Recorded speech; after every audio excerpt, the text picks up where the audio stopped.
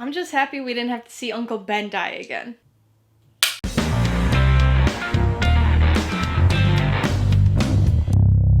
Hey everybody, welcome to Mainly Movies. Today I'm going to be talking about the 16th movie in the MCU, Marvel's 2017 arachnid-centric film, Spider-Man: Homecoming. If you're new here, please consider subscribing for a variety of movie-related content like reviews, rank lists, and trailer reactions. All of my reviews include a breakdown of the pros and cons, my rating, and some tailored film recommendations, so be sure to watch through to the end of this video for all of that extra content. Spider-Man: Homecoming stars Tom Holland, Robert Downy Jr., Michael Keaton, and Zendaya, and was directed by Jon Watts. It's the second attempt at a Spider-Man reboot in the last 10 years and tells the story of Peter Parker, played by Tom Holland, as he tries to be more than just a friendly neighborhood Spider-Man, taking it upon himself to investigate a criminal group selling stolen alien technology. Spider-Man was my real introduction to superhero movies. No, not this Spider-Man, but rather the Raimi rendition. Sure, I had grown up with the Burton Batman and had seen Superman before, but for some reason, none of those movies struck me as superhero movies like the 2002 Spider-Man did. So Spider-Man was great, and Spider-Man 2 was even better. Spider-Man 3?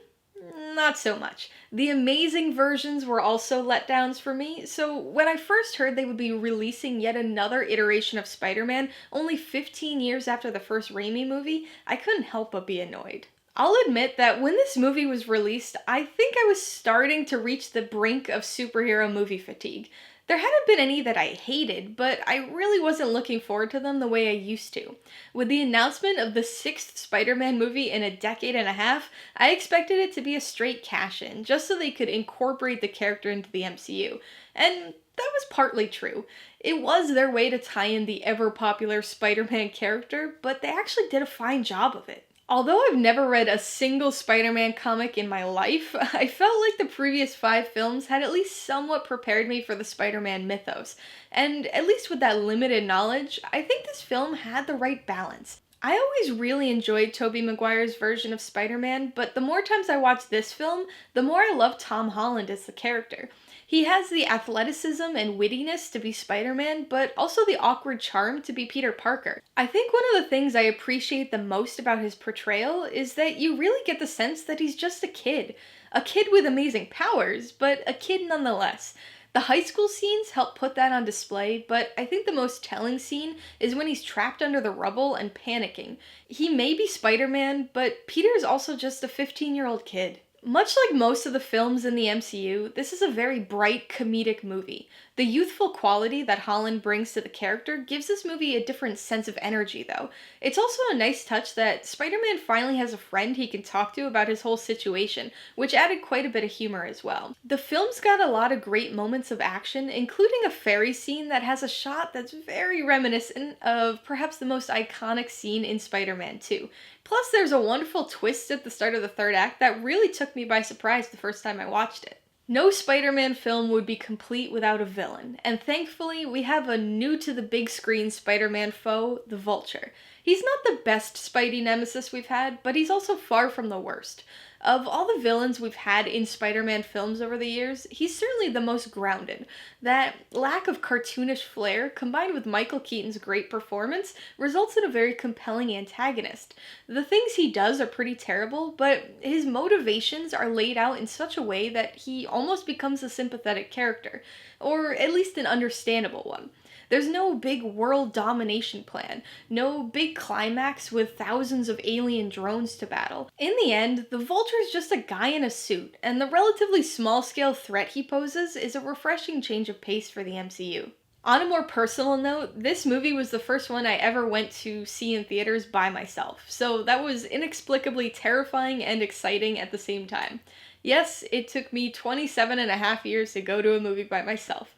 And it truly was by myself. The theater was completely empty besides me. Alright, let's talk about the pros and cons. Pro number 1 is Tom Holland. When he was first announced as Spider-Man, I really wasn't sold on the idea. Tobey Maguire was Spider-Man to me, so honestly, I was going to be skeptical of anyone they brought on for the role.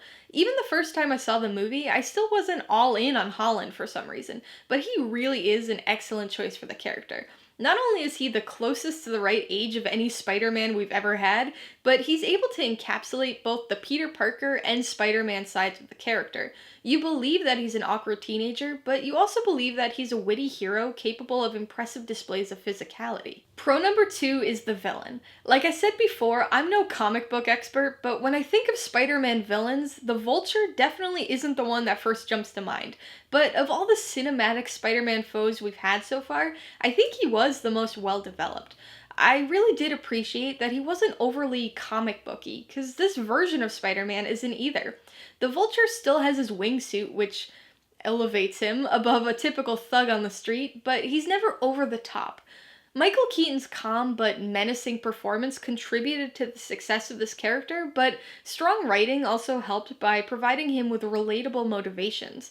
And I gotta say, there was something so satisfying about not having a big CGI alien fight finale in a superhero movie. On the con side, my biggest issue is the excessive MCU tie-in. Being the 16th film in the franchise, I had no doubt that there would be connections to the other films, but the extreme reliance on Iron Man in this movie is kinda odd. This is Spider-Man's first movie in the MCU. Now, obviously he got his introduction in Civil War, but Homecoming is his movie. And none of the other character introduction movies like Doctor Strange, Black Panther, or even Ant-Man had this degree of a tie-in with the MCU.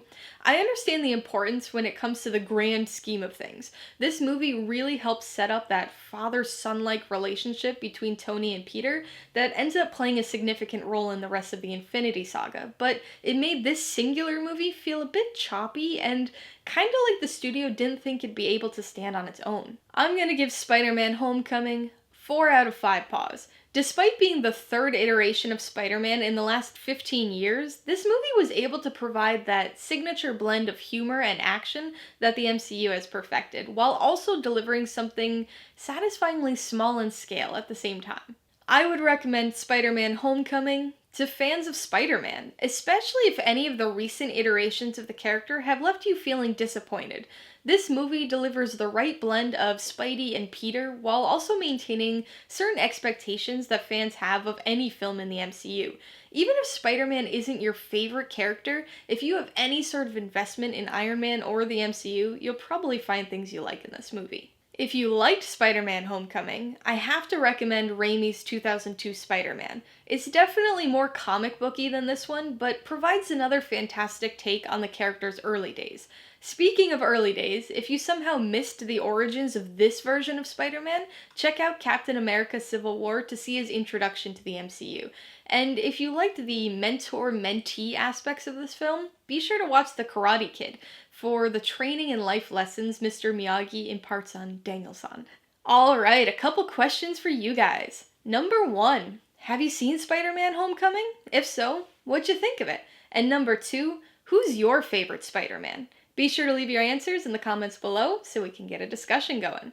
Alright, so if you got some enjoyment, insight, or information out of this review, I'd appreciate it if you'd hit that like button. And if you haven't done so already, please hit subscribe while you're at it so you can see more videos like this. Till next time, this has been Alyssa with Mainly Movies, the way life should be.